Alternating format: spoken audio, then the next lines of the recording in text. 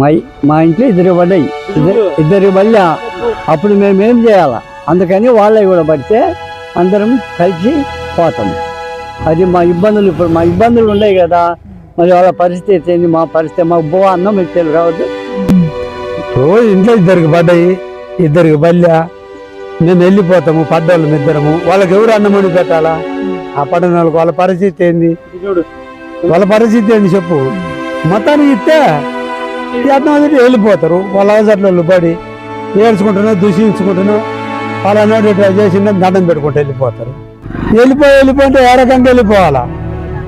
నువ్వు మొత్తానికి విమర్శ చేయి. వాళ్ళ అవసరాలు పడి అన్నం చాడు పట్ట కట్టుకుంటారు, ఏది చేసుకుంటారు, చెట్టు కింద ఉంటారు. వాళ్ళ తిప్పలు పడి బతుకుతారు కదా. ఆ మధ్యలో ముంచి తట్టను. మాకైతే ప్యాకేజ్ అయితే పడలే. ఇంకా కొంతమంది పడ్డాయి, కొంతమందికి అయితే పడలే.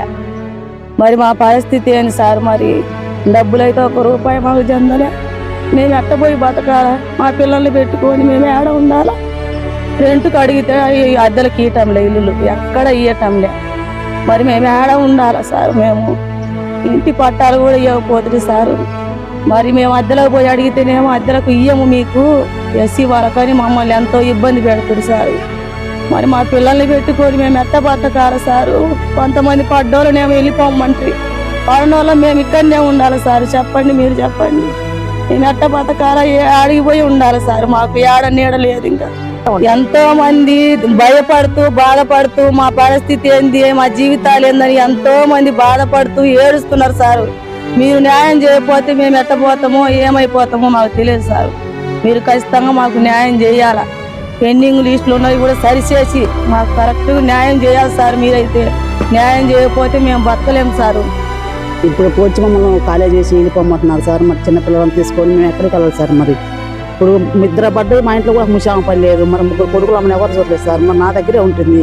మరి ఆ పరిస్థితి ఆలోచించాలి కదా సార్. మరి నిన్ను అందరూ కార్లు వేసుకొచ్చి ఇప్పుడు వస్తుంది, ఇప్పుడు బడి ఏమి వెళ్ళిపోమని చెప్పి మాట్లాడుతున్నారు సార్. మరి చిన్న పిల్లలను తీసుకొని మరి మా పరిస్థితి ఆలోచించాలి కదా సార్. మరి పైనుంచి వచ్చిన వాళ్ళు కనీసం వాళ్ళు అర్థం చేసుకోవట్లేదు. కానీ 2 నెలల టైం అంటే కూడా ఇవ్వట్లేదు సార్. మా పైనుంచి మాకు అన్ని కష్టాలే సార్. ఎక్కడ పోయినా కష్టాలు. కానీ బయటికి పోతే కనీసం ఒక రూమ్లు ఇవ్వట్లేదు, ఎక్కడ పోతే మాట్లాడలేవు.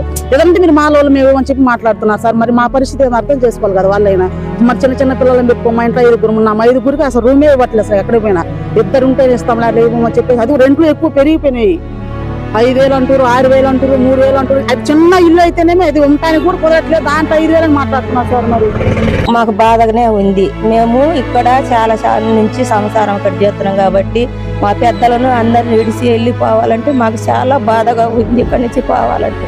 కానీ మాకు ఏదో ఒక సాయం చేసి అందరికీ ప్యాకేజ్ పడ్డ తర్వాతనే మేము పోతాం.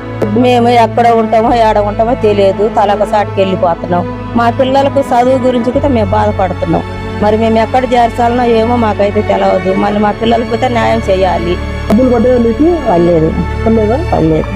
మరి ఇప్పుడు ఇల్లు ఖాళీ చేస్తున్నారా? చేస్తా ఉండవు. మరి డబ్బులు పడకుండా మరి ఎట్లా అధికారులు మీకు ఏం చేస్తుంటారు? వస్తాయిలేండి డబ్బులు పడతాయిలే అని చెప్పిండ్రు నిన్నేమో మేడం వచ్చి.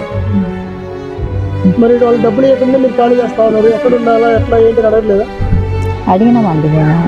అడిగితే ప్రస్తుతం ఖాళీ చేస్తే పడతాయిలే అంటుంటారు, ఖాళీ చేస్తే పడతాయిలే అంటుంటారు. నా పేరు గురం కాటం రాజు.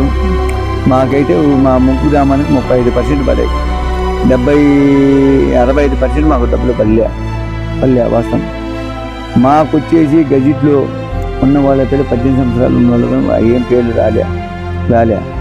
ముంపు గ్రామానికి ప్రస్తుతం చంద్రబాబు నాయుడు సారు ప్రస్తుతం వచ్చేసి మొత్తాలు ప్రత్యేకంగా ఒక్కసారి కొడితే బయటికి బొమ్మంటే పోతారు. ఈ ఆల్రెడీ గోట్ల 24 తారీఖు డేట్ ఇచ్చిండు బయటికి బొమ్మంటే. ఈ ఇల్లు వాకిలు వాళ్ళు పడినోళ్ళ పరిస్థితి నేను సంతోషంగా ఉన్నా, నేను కాదని నా పడ్డాయి. పడినోళ్ళ పరిస్థితి ఎట్లా? పడినోళ్ళు ఇలా అరుగు చెప్తారు. రేపు 24 తారీఖు నేను ఇల్లు చూసుకునేనా, వాకిలు చూసుకునేనా, వాని బాధ. వాని పేర్లు వస్తాయో రావా? ఆయన ఇచ్చే 12 లక్షలు 11,70,000 మాకేమిటికి వస్తాయి?